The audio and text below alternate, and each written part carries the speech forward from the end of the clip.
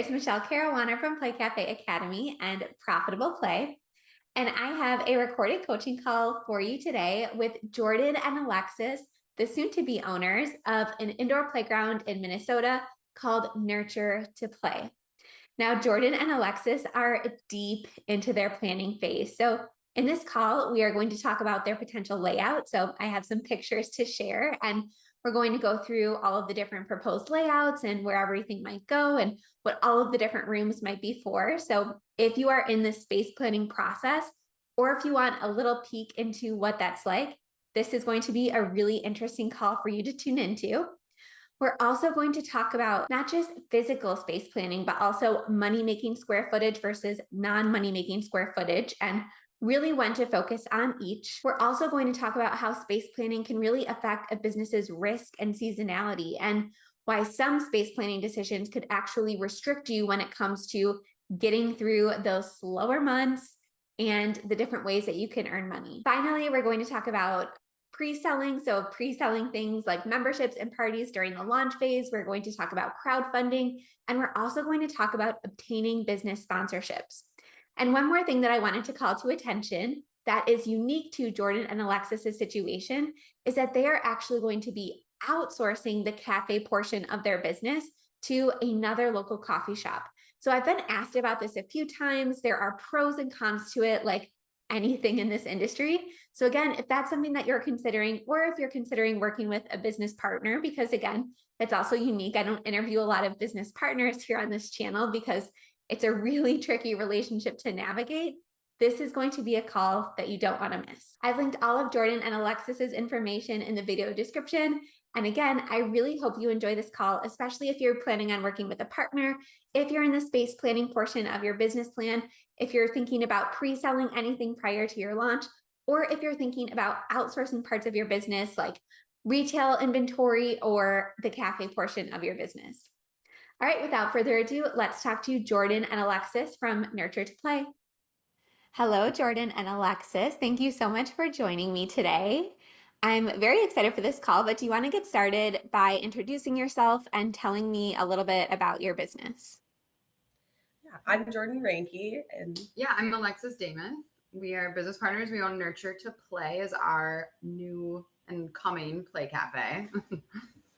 And where are you guys located? we are located in Sauk Rapids, Minnesota. Okay, and where are We're you in kind of, oh, sorry. I would say, where are you in the process of opening? Like, have you found a space? Talk to me a little bit we about that. we have found a space. We are currently just getting to signing the lease. We have a lot of negotiations and just kind of approval that was needed to get into our space. So we are hopefully going to be signing the lease in the next week or so, and then we're set to I think it's for September 1st is when our lease starts. Awesome. And can you tell me a little bit about what you envision for your business? Like, for example, what ages you're going to be catering to, approximately the size of your space since you are close to signing your lease, and a little bit of what you plan to focus on. Yeah, so our space is pretty big. How many square feet? It's 5,300 square feet. Yeah. So that was not the original plan, but with that, I mean, we really are going to focus on kids under 6 and their parents. So a lot of what we're trying to push is we want to have, yes, of course, Nurture to Play is for kids, right? It's a play cafe, but we do want to have a lot of options and services and groups for mom and parents as well. So our whole mission and our whole goal is to really focus on the whole family and building a place that your whole family can be supported. Mom's not forgotten just because we're a kids play space type of thing. So yeah, that's kind of the heart of what we want it to be. Yeah. As a mom, I appreciate that. So let's just kind of dive right in. I know you had some questions about designing your layout. So do you want to get started there? Yeah. I'm just going to grab Oh, yeah. Yeah. So we mentioned it's a bigger space than we originally planned. So when we were first going in, they advertised it as a split suite. And then during negotiations, they were like, you know what? Never mind. We want you to take the whole thing. And gave us a crazy good deal. It's Yeah. it's a very, very competitive price. So Mhm. we're gonna go with it. But now it's kind of like we have this big, kind of weirdly shaped floor plan. Um, and we would just wanted to pick your brain. Like, we have an idea of how to utilize it, but like, is this the best utilization? Like, we're not really like we hope, we're not really sure. Um, did you send her a picture? Do Yes. you Yeah. have the picture? You. Yeah, so you can see it's kind of like a weird shape. Yeah. Yeah, so can you just talk to me a little bit? I took a look at it prior, and I see like a lot of offices. I'm assuming Mhm. those are permanent walls that you're not wanting to move. Can you tell me a little bit about what you're planning to do with those rooms? Yeah. So we have the on the far wall, kind of near the second entrance. There's actually, if you look on the main um, floor plan, there's three offices. We're going to knock down the two walls of those offices and make that one of our party rooms, probably our larger party room. And then in the far corner, um, where it says like event space, we're going to make that our second party room so Mhm. that we can have just multiple parties Okay, going at so once. these three rooms labeled office then to the side are going to be actually a party room.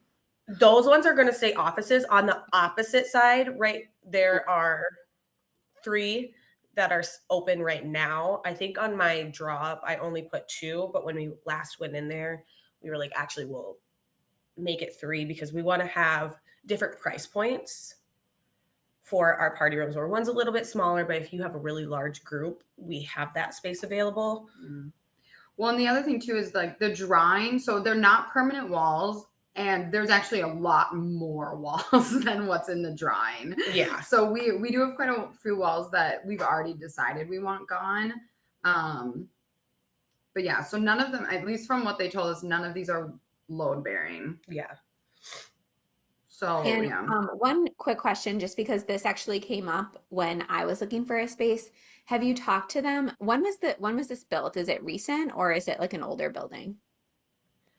It's not an older building, but I Yeah. I guess I don't don't. know It's been a when it was moment. built actually, but it's been Okay. around for a while. Well, yeah. One thing that came up because we had a very similar experience where we came across a space that had a lot of walls. I think it was a former dentist's office and it was perfect. We got a really good deal on it, but we ended up having to pull out at the last second because if we removed all of the walls, it changed the capacity of the space and it dramatically increased the capacity because previously they were single person offices because it was a dentist's office. But then when we opened it up, again, it like quadrupled the capacity and it made it necessary to add a full sprinkler system. So I was wondering if that has come up in Mhm. conversations at all because that was a $60,000 cost and it obviously made us pull out of the space. So I'm just completely curious if that has come up at Not, all. It no. has not, and we have. I mean, we've talked to them that we will be Yeah, they know. like putting all of the or taking all these walls down because that was one of our first questions because there were a couple other places that we looked at. They're like, yeah, maybe you can take the walls down, but we're not sure. Mhm. And they were like, honestly, take whatever down. It Okay. is fairly open, so I don't know, If but there's a, still a good question. I'm yeah, just I going to don't. add that And to there, talk to the them. reason that I asked when it was built is because a lot of the newer structures, I mean, the building that we were looking at, it wasn't old, but it had definitely been there for a couple decades.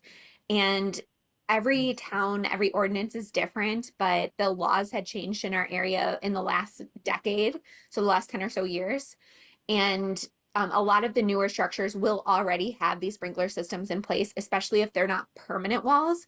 But again, it's something that we had already spent thousands and thousands of dollars on lease negotiations before even came up, because a lot of times landlords don't even realize the implications of Yeah. taking down walls. It's not something that comes up until you're in the building permitting phase when you have an architect involved. He's usually the person that brings up these nuances. So that's just something that, again, I wish someone would have told me to ask about before we hired the architect, before we spent thousands on negotiations and thousands on the plan. So I was just curious. It's probably not an issue, especially if it's a newer build, but it is something to Yeah, consider. I also wouldn't. I mean, Minnesota's a highly regulated state. So I would be surprised if there's not a sprinkler system in there already, just because the nature of Minnesota. Right. So, but It we is we something don't that we'll know. need to, Yeah, yeah, we don't know. check into. Fingers crossed for you guys. So I know that was a little bit of a tangent, No, thank but you. looking at the rest of this space, so then those three offices at the front, what Hmm. is your kind of plan for those? Are you going to be doing classrooms, co-working? What is your kind of idea or vision for those rooms? Pretty cool. So like I'll have an office there. So I'm a dietitian by trade and have a private practice. Okay. So I will have one of my offices will be there, and then that corner office, if you can see, there's no door to the outside. So I think that would be my So we're office. gonna put Jordan right Yeah, there. that way it's not like And I'm like, like, I'm fine. like, yeah, that can be those moments where if like the kids need to come, we'll probably put a TV in there, and like it can be a space that like if our kids like need to come for the day or something happens or whatever, then they can be in that room, because it's a very odd setup where there's no door to the outside. Yeah. You have to go through So the first office near yeah. the main entrance. And And so we it's kind don't of wonky Yeah, and we don't know what we're gonna do with the office. offices. In the office, yeah, we've talked about a lot of ideas. We want a respite room, with like kind of like a sensory friendly room that you could go and take a break. I really want like a nursery basically, where we have like a crib and a thing and like a baby monitor, where so if you're throwing in your 3-year-old a birthday party and your newborn wants to take a nap, you could just grab our non-Wi-Fi monitor, your newborn can lay down, and then you can go have your 3-year-old's birthday party. Like, or you can nurse in there. And so I thought of that for one of the rooms too. And then to go back off to like our vision, we've talked about bringing in a massage therapist, like other services for mom that could rent these offices, that their kids then would be like it would be like a kid friendly space that you could still take care of yourself. So we've talked about a lot of different things to do with these offices. One of the three is a like utility room. It says office on the sheet, It but the is, last time we yeah. were there, we figured out it is not in fact an office. So that's one of them. It does just have to like Yeah. stay. Like, And yeah, the only thing that I would kind of say, because all of those plans sound great, I would definitely, I know you got a really good deal on your rent, it sounds like, but I would still focus on as many money making activities as you can. You know, we right. want to be everything to every parent, but in my experience, creating something like a respite room is, or I guess the respite room is more really like a sensory room. So we're talking about two different things. So going back to like the little nursery, it's really nice, but a teeny tiny fraction of your customers are going to be able to utilize it. And Yeah. while it's amazing if you have unlimited space and money isn't a concern, like for example, if you were a nonprofit or something like that, I would just caution you against utilizing too much space for, I guess, quote, non-money making activities, especially if you Yeah. can rent out space, especially at the beginning, when you're still getting your footing, when it's still very important to make sure you are putting enough in savings, reinvesting in the business. Because again, all of us go into this industry, unfortunately, with really big hearts. And it's great, again, but we don't have this grant money coming in that nonprofits do, things like that. And we don't have as low rent as like libraries would or something like that. So we really have to be more cognizant of making money with as much space as possible. And really, the only reason I'm saying that as well is because we didn't get there yet, but there's a lot of additional space that you have in your floor plan that is what I would categorize as non-money making. So there's a big storage area, there's a break room, there's um I'm not sure what the rooms with the X's are, but I would just be really careful. Those are actually they're not there They're anymore. gone. They're on the floor plan, but they actually have already been removed. So they're just not there. Okay, so that's good. But I would just, again, try to minimize the non-money making space as much as possible. You can always adapt and change it down the line. What I would get concerned about is you coming out of the gate and making all of these promises. So we're going to have a nursery, we're going to have this, we're going to have this, and then having to pull back later. It's much better to add that stuff down the line if you feel like your business can sustain it and kind of surprise and delight and reinvigorate your customers than have it at the beginning and then have to take it away because that's going to cause much more of a negative reaction, negative publicity, all of that. So, all that to say is you can do whatever feels best for your business. Just be careful of what you promise, Yeah. especially because, we don't know what's going to happen with the economy. It's an election year. A lot of things are Mhm. in limbo right now. So, again, I would just hate to see you have to pull back on something that is going to excite a lot of people just to make your business survive because that's not fair to you. Well, Because and people one of the things, realize when you take stuff like that away, it's so your business can survive, right? But yeah. people don't have that mindset. People don't have your bills. People don't have your responsibilities. So that's the only thing I will say is with your current floor plan, there's a lot of, I guess, what I would call that dead space. So just be really careful about Mhm. overutilizing that.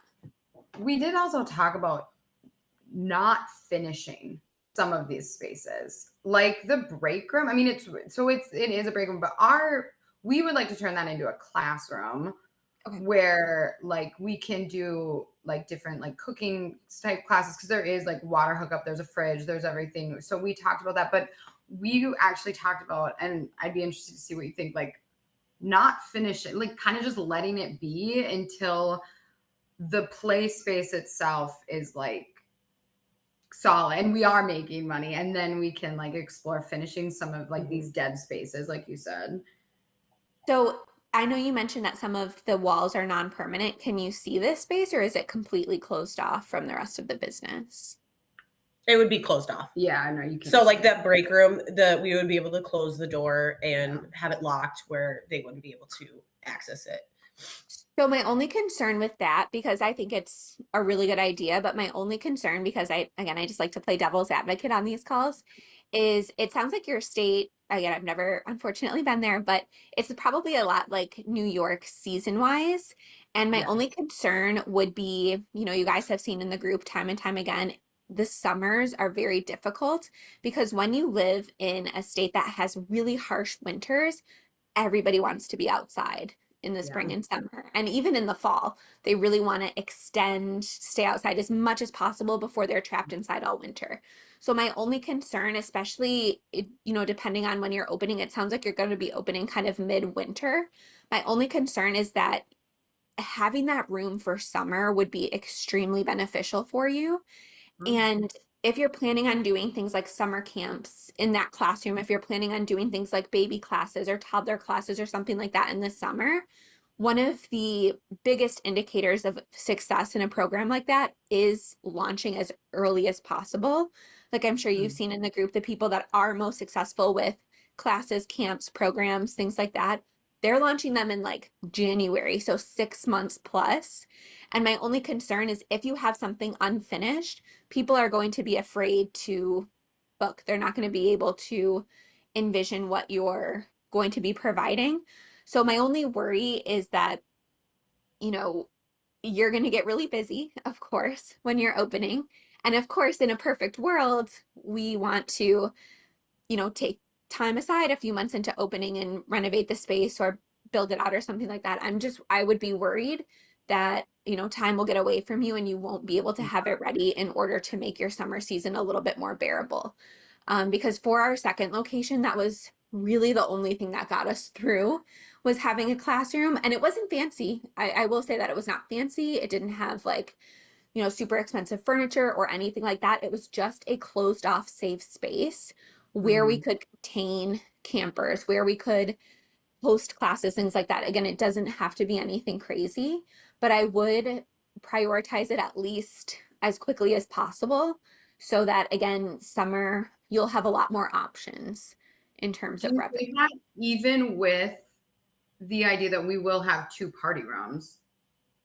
I mean, so it really depends. So, my understanding was kind of that the ones in the upper right, and I'll have to overlay a picture or something Yeah.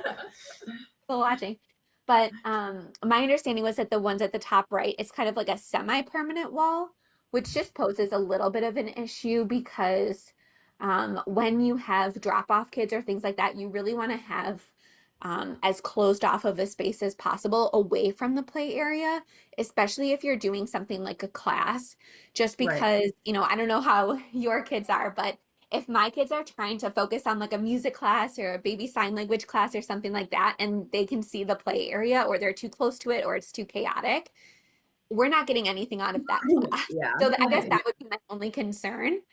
Okay. But I mean, you guys also have the one right at the front. So I guess the moral of the story is you want to give yourselves as many options as possible.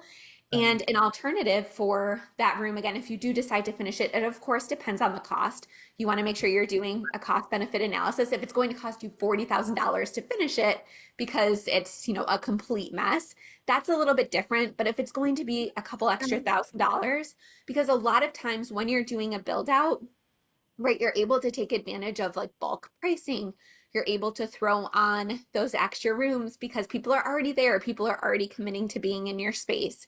So you might be able to finish it for much cheaper while you're doing the rest of your build out compared to 6 months down the line. That would be another concern. But another thing that you might want to think about is over the summer, you are probably going to have less parties, especially during the day. And if Hmm. your business already has a great reputation for renting space out to other practitioners or, massage therapists, something like that, you can rent out temporary space as well. So, for example, if somebody wants to host a yoga class, but you don't necessarily want to run it, you don't want to advertise it, you don't want to promote it, you don't want to take payment, you can make it real easy on yourself and just take payment from the instructor. Or if Yeah. somebody wants to do like a pop-up market, like for example, my neighbor, she's been selling like Bill's t-shirts out of her driveway in a tent for like months, taking advantage of like just this short period of time before football season when everyone's excited. Somebody Yeah. might want to rent out space for a month or even just a week for something like that. So yeah, the moral of the story is just giving yourself as many options as possible because summer Yeah. is really, really hard. Yeah. And the more space, again, you have to make money is going to be better. And if it costs you, like, let's say $2,000 to finish the space while you're doing the rest of your build out, just because, again, bulk pricing, you're able to just extend your service providers or your contractors just a little bit, than having to do an entire new project down the line. If it costs $2,000 versus like $10,000, I would obviously do it with the rest of your build out every single time. But again, it Right. depends on when you're going to be opening. We do, however, like my husband is our Yeah. contractor. So we do kind of have that benefit of like, We can just pull David. yeah, we just kind of like, want. hey, come finish this. But I do think, yeah, that makes sense to have as much Mhm. available Well, to I was also utilize. thinking, I mean, our storage room is very much a storage room. Like Yeah, it's that's, concrete, yeah. but my only thought with it is it does have that garage door. And I'm curious, like, how play cafes with summer, since we're talking about summer months, like, how often are people utilizing this space outside their building? Like, I saw, yeah, like Minnesota did like a foam party in her parking lot. Right. And so I'm wondering, like, things like that that maybe aren't necessarily in your building. I don't know. However, wasn't that just on the last group call that someone said that they You had to have to have get separate special insurance? permits oftentimes. Yeah, No. Not with always, though. Maya, the owner of Friendship Fortress, she's actually local to me.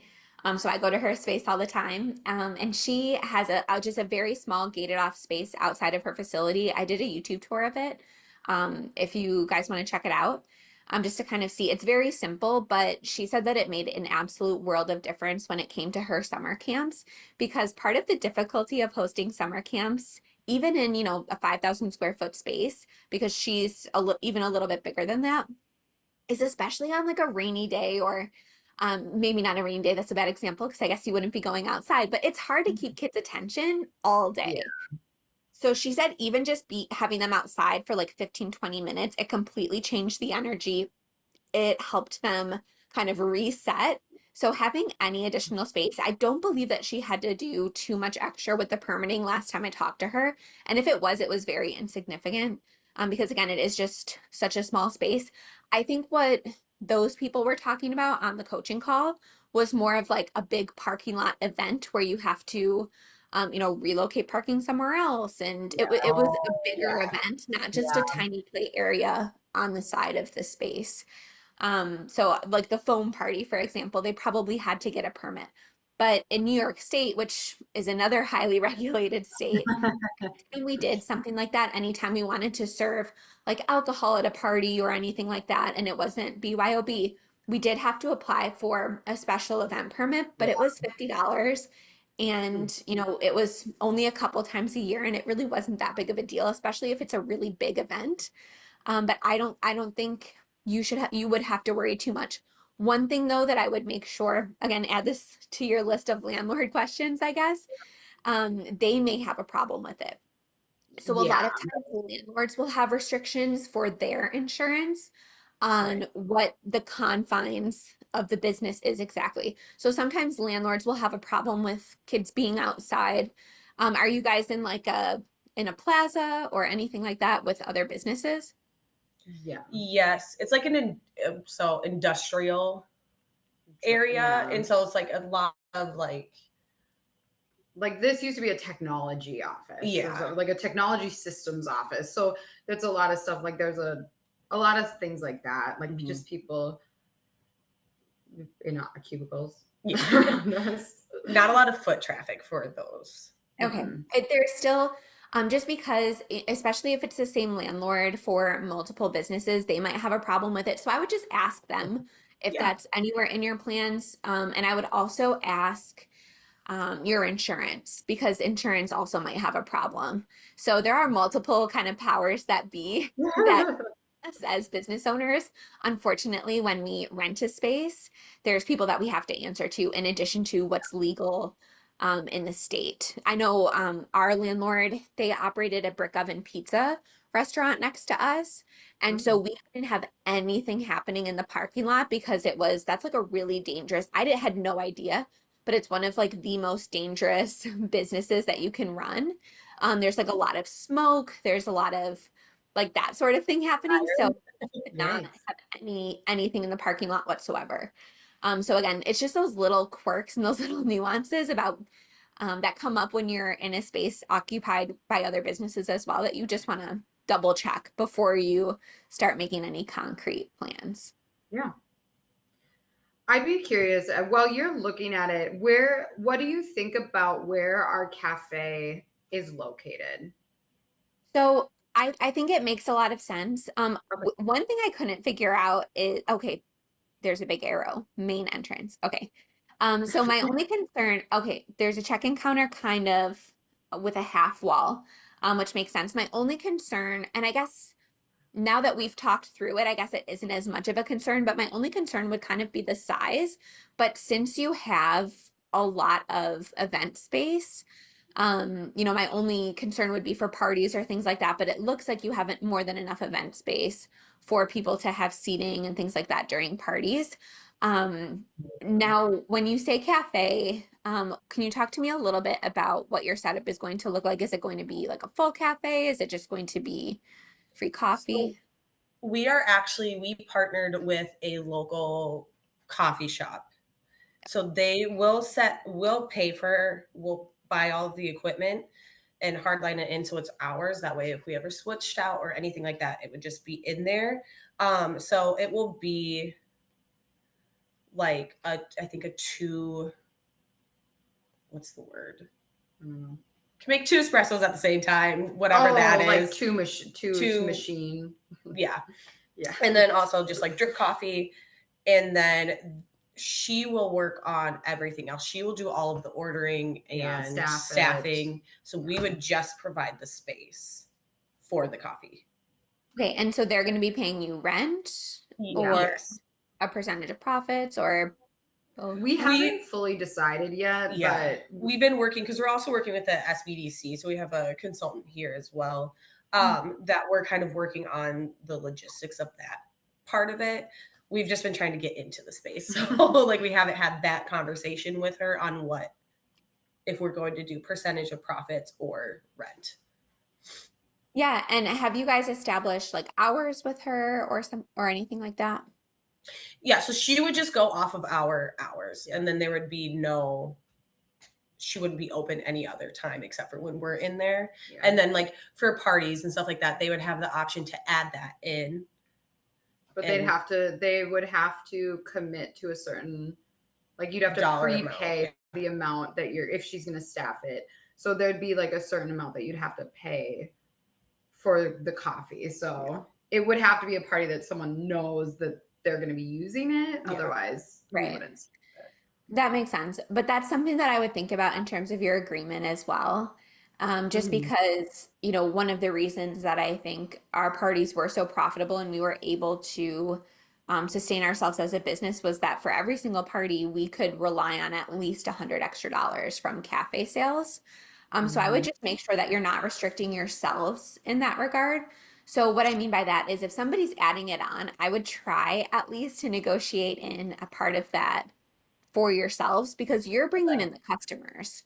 You are, doing, I guess, the heavy lifting, right? She's paying rent, but she also wouldn't have that business if it wasn't for you booking that party.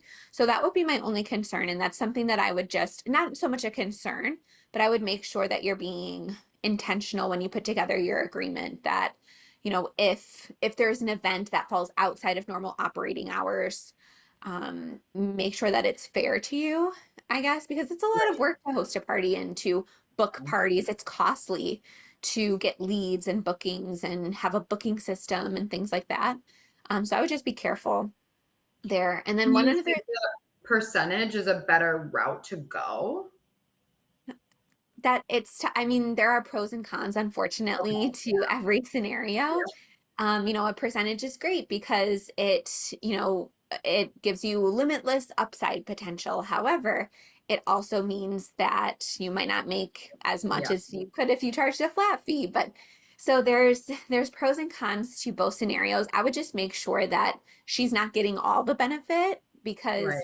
like, yes, they're paying a rental fee. Yes, they're paying you quite a bit of money, but I would just, again, make sure that it's fair because, again, this business is tricky and I don't think we could have survived without having that cafe quite as well as we did. So that's just something I would think about. And it's a negotiation, right? So Right. what's the worst she could say is, maybe you start at the most beneficial to you and then you kind of find some middle ground. One other thing I wanted to mention is that we really try to utilize our cafe in every aspect of our business. So, for example, when we sold memberships, we added coffee passes as sweeteners. When we sold, any bundle offer, so a 10-pack of passes, we would throw in some coffee passes. We really tried to leverage that asset to get as many sales as possible. When we had events, classes, we might bundle a ticket with a coffee price together. I would also kind of have those open conversations as well, because if you Mhm. think about it, if you are getting members and that means they're going to be coming into the space 2, 3 times a week, that benefits the cafe as well. Mhm. And yes, even though, maybe she would have to give up two free coffees or something like that, if that means that somebody is going to be committing to being in your space multiple times a week, it might be a worthwhile trade-off for her. So that's something that I would talk about as well is I would figure out how you can make it mutually beneficial to kind of sweeten your offers with cafe offers. Okay. Because she is, if I'm trying to think of the best way to articulate this, but you're generating all of these leads for your indoor playground. You're getting the traffic, you're getting the sales, you're doing the heavy lifting. She also kind of needs to have a hand in that as well because it's one thing to get somebody in the door, it's a whole other thing to upsell them and to get them to buy that coffee and make that a part of their habit Yeah. and show them how good the coffee is or all that kind of thing like free samples at a restaurant or something like that.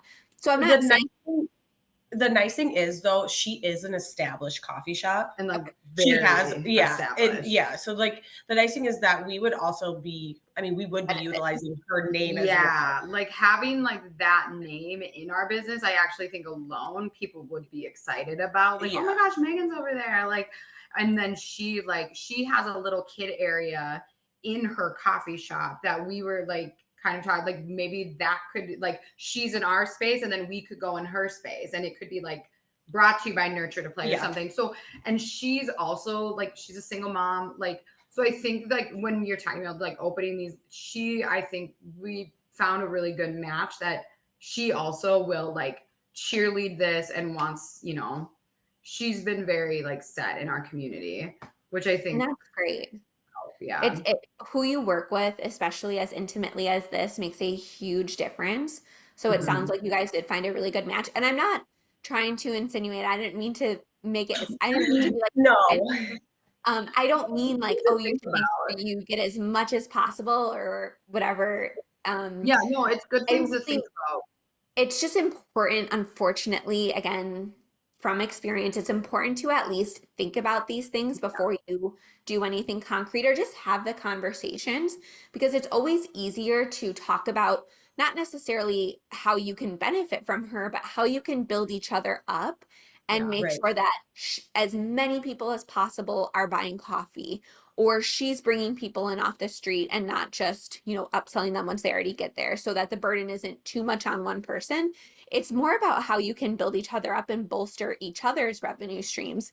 But it's just important to have those conversations beforehand because Right. again, once you open, everyone's going to be a little bit chaotic, right? And the last thing you want to do is 2 months after you're opening, you're like, shoot, our membership sales aren't going as well as we'd hoped, and then have to have that conversation for the very first time like, hey, would you be open to this, would you be open to this? It's just always easier to open that door ahead of time Yeah. with then the whole intention of building each other up.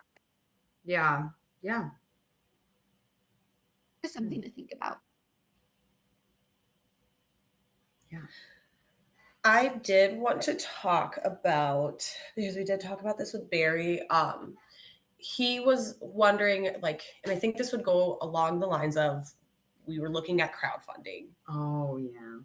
Um, and our other consultant, he was mentioning, like, could we start selling memberships and stuff like that now? And I just don't like, we both don't know how to really tackle that without having like a space to show them that it would be worthwhile to Yeah. commit to that. If that makes sense. If that was like a full question. I don't know if it was. Yeah, no, absolutely. Memberships are a little bit tricky logistically because, right, you have to collect that upfront payment, but then there's a pause period.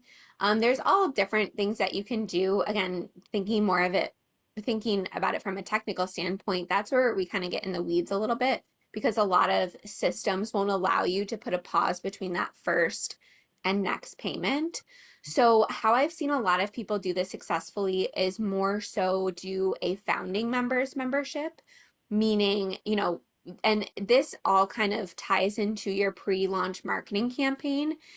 And the whole idea that will make this successful is getting people as invested as possible, allowing people to follow you along on your journey. So, the success of any pre-sales is going to be directly tied to how much you let people in, how much you're communicating, how many videos you're posting, how much feedback you're gathering. So if you're doing focus groups, if you're constantly in the moms groups, within rules, things like that. So I think if you, really take the time to post those videos, to involve the community, to ask for feedback, things like that. I think people are going to feel very much tied to your mission. And I wouldn't be concerned about asking people to buy in before you're open because it's another kind of thing where it's give and take, right? Yeah. So you're saying, hey, as a quote unquote founding member, that's just kind of what I like to call it. As a founding member, you're getting this amazing discount. You're getting, and the way I like to do founding member launches at the beginning is doing an annual membership because that year can start whenever you open. You're not making a big promise that, oh, I'm going to charge you today and then you're going to be charged monthly or things like that. It makes it much less logistically difficult to navigate. Okay. But because you're signing up for this annual membership that starts whenever we open, the understanding is that you're getting this amazing price. Maybe you can work with your coffee provider and throw in some coffee passes. Maybe you can do bring a friend passes. You can do event or class passes, something like that. You can even work in some dietitian services or something like that. You can really utilize and leverage all of the different assets that you have happening in your business. They're getting a great deal for the understanding that, hey, our space isn't 100% established yet. We don't have all of it ironed out. That's the trade-off, right? With anything Mhm. like that. So I think as long as you take the time to educate the customers on what they're getting, why it's so special, and Mhm. I would not necessarily just focus on leveraging the monetary savings. I would also really focus on the emotional. And I talk about a lot about this in Play Cafe Academy in the crowdfunding section is people are willing to pay quite a bit for the, I guess, sentimental aspects that something like Mhm. that can provide. So, for example, if you have a founding members wall with the kids' handprints, or if you have, even just a plaque with your founding members' names on them or something like that. Or like we raffled off the ability to name one of our playhouses. And it literally cost us $2 because all we had to do was put a little sign on it that said Nico's Nook. And we actually did that every single year. We only promised it to be named for 1 year that first time, and then we renamed it every single year because it was just a cricket sign. People are willing to pay quite a bit to have those emotional pieces of your space. So that's what I would really focus on is getting people emotionally attached to your business, getting them to buy into your story, getting them to know you on a personal level during this pre-opening process. And again, having them understand that it is a trade-off. I think it all comes down to education, and people will be willing to invest if they understand the trade-off. Same thing with booking birthday parties prior to opening. I always recommend pre-booking birthday parties, always recommend pre-selling play passes, anything that you can do. Because Mhm. again, something that I teach in my program is that crowdfunding is really best utilized, not necessarily as a major funding source, because I think people oftentimes put way too much weight into crowdfunding, but it's really a pre-opening marketing tactic. It's Yeah. Yeah. your supporters, it's gaining an audience, it's making people feel involved, it's creating that community that's going to then be your community for years to come. So I think it's a great idea, especially again, this is something that I forget the exact number that I give in the course, but once you are like 85% of the way there, so you have your lease signed, your build out started, you have some concrete pictures to show. Maybe you've ordered the play structure or you've picked it out, but you haven't ordered yet. Once you have those concrete plans, I think it's safe to start asking people to invest. The mistake I think a lot of people make is they start crowdfunding before they even have a space or before they Mhm. even have any concrete plans made. And that leaves a really bad taste in people's mouths because I don't know if this is true in your area, but I know in our area, we used to see, at least a couple years ago, we used to see crowdfunding campaigns pop up like every couple months. Like, Oh my help me live gosh. my dream of opening a play cafe, help me live my dream of this. And it was very like, it was very much clear that that person was not willing to come to the table with any of their own investment. They were looking for like a 100% community funded project. And unfortunately, those pop up, they go down. They pop up, they go down. Like there's no, they never come to fruition because those people are approaching it from an incorrect mindset. Mhm. So unfortunately, again, I don't know if that's prevalent in your area, but that leaves a bad taste in a lot of people's mouths. And especially as it relates to crowdfunding and not just with play cafes, with anything, people have abused crowdfunding, unfortunately, way too much. So I Mhm. think as long as you're willing to really put yourself out there marketing wise, and let people in, start rallying people, and as long as you wait just long enough to have those concrete plans to show, but still be able to benefit from crowdfunding, I think that's where the secret sauce comes in and where Mhm. magic really happen. And I would just make sure that you're, again, leaning on crowdfunding more as a marketing tactic than a Yeah. crowd. Yeah, Right. which we honestly didn't really want to do it at all, but then we were finding like people were like we did a community survey and there was a comment section and people were saying, "How can we help? How can we get this to be here faster?" And it was like we and or we go to the farmers market at our local farmers market, we do a pop-up soft play, and people are like invested. And I Yeah. feel like it was more like, I feel like we need to have an option for them. These people To who support, are want really, to support yeah, us. because Yeah. people are coming and they are excited, but we don't have anywhere to point them when they're like, oh my gosh, how can I help? Yeah. We're like, follow us on Right. Instagram. Yeah. Yeah, people want to be involved, and that's the beautiful thing about this industry is that people, especially at the beginning, maybe not so much once you're a little bit in, but at the beginning, people are on your side. They want to cheer for you. They, want to be involved. They love that kind of thing. So I love having that as an option. And again, it gives you so much freedom if you're not relying on it too heavily. Like, for Okay. example, you never want it to be like your make or break, like so many people do. Like, they launch these crowdfunding campaigns for like $40,000. And if we don't raise this, we're not opening. Like, that's the complete wrong way to go about it. But I think you guys have the absolute right idea. Just having it as an option and kind of using it as a pre-selling technique, but just calling it crowdfunding, I think is really smart because again, it makes people feel more involved. It feels more of a two-way street where you are helping them, they're helping you, Yeah. which again just starts to form those deep-rooted connections with your customer base. So yeah, I think that's really smart, and I think it's a lot smarter than doing something like merch sales to raise money, because Mm. people are bought in, but they're not that bought in yet, so where they're going to Right. be wearing your logo around town, things like that. You can always give like t-shirts or something for free to your best donors. We did coffee mugs, something like that. But a lot of people expect merch sales to be like major when they're pre-opening, but that's just not as realistic. And it's not as sentimental for someone compared to having like their kid's handprint on a wall or have their Yeah. name somewhere where they can take a picture. So I think you guys are right in approaching it this way.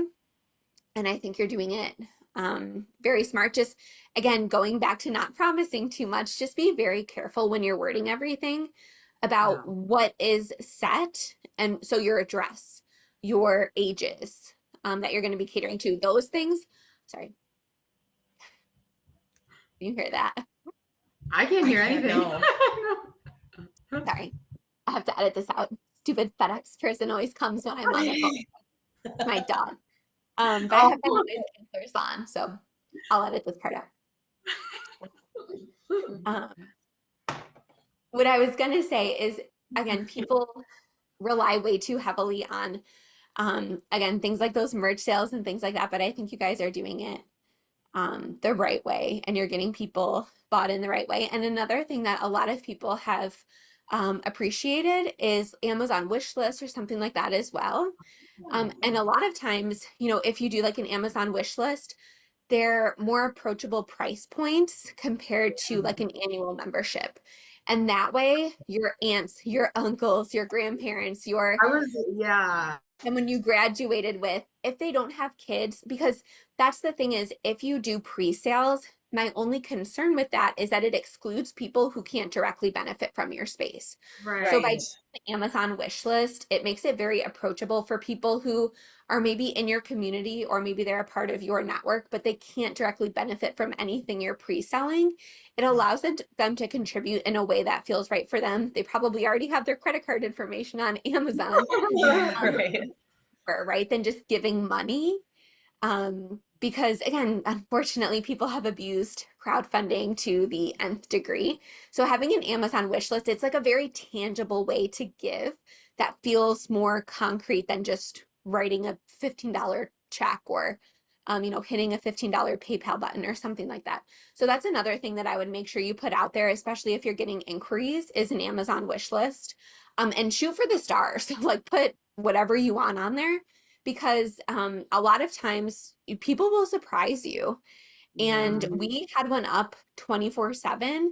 And a lot of times, if somebody just had like a really great party and they wanted to show appreciation, they'd grab something small. Or if somebody was just, maybe they're an annual member, so they don't really swipe their card that much, but they wanted to just, again, say thank you, or they found a really cool toy on the wish list that they know their child would love and they want to see it in the space and, know that they brought that to life.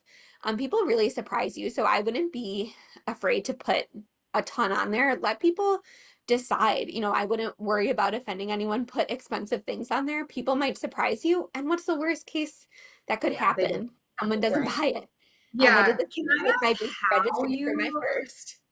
Yeah, can I ask how you mm, like are you so you're saying like a birthday party, like do you have just like a QR code at your front desk, like check out our Amazon wish list? Or like I We guess had like it on our website. We oh it's never just on your about website. Okay. it. We're never pushy about it.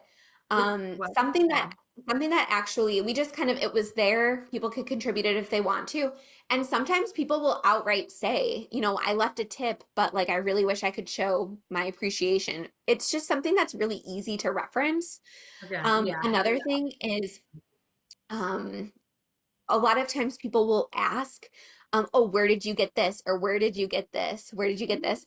Amazon storefronts weren't a thing when I was open. Now they are. But so you can direct people to your Amazon storefront. You can earn affiliate commissions that way if people are looking to purchase things that are in your space. Or you can refer them to your Amazon. You can say, oh, it's in my Amazon storefront and it's also on our wish list.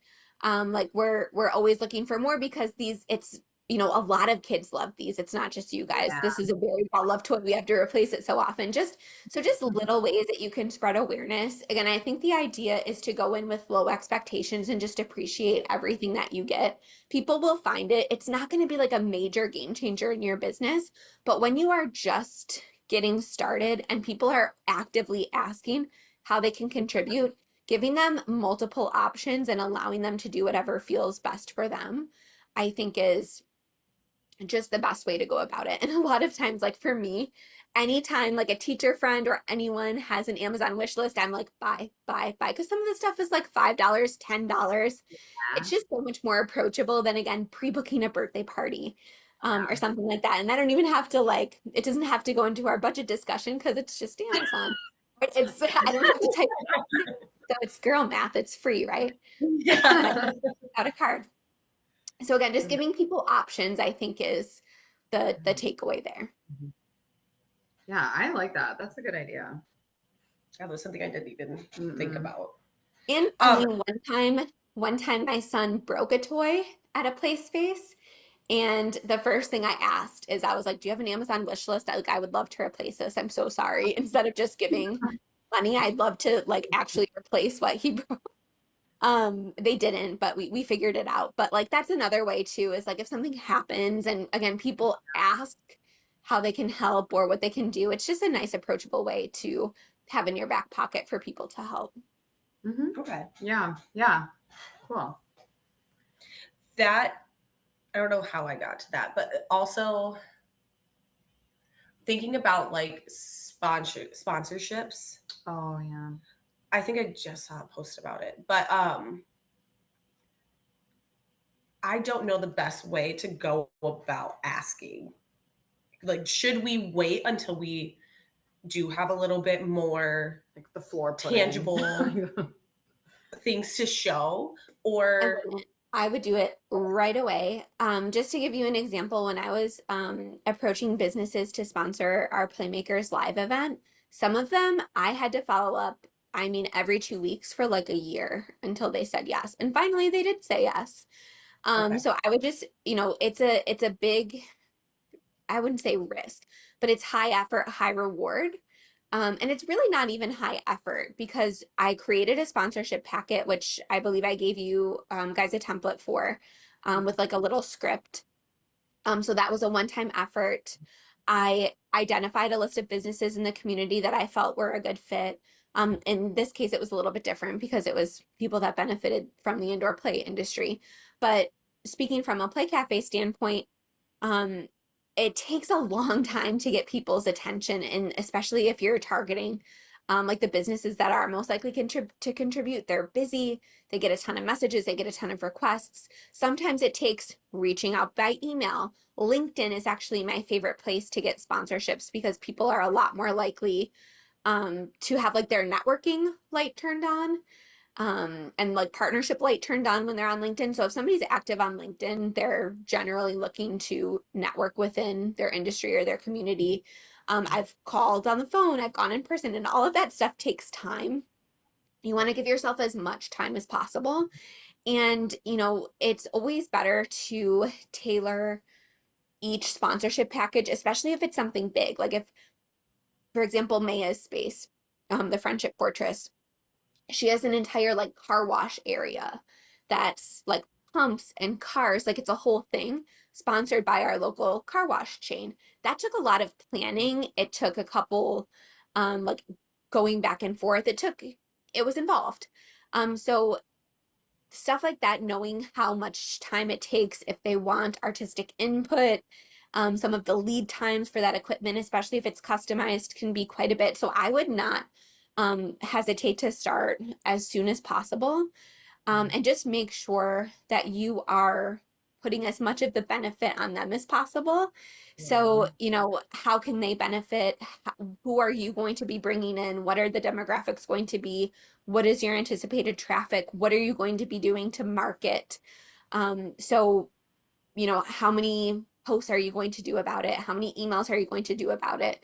Something like that. Like make sure that it's a very tangible benefit.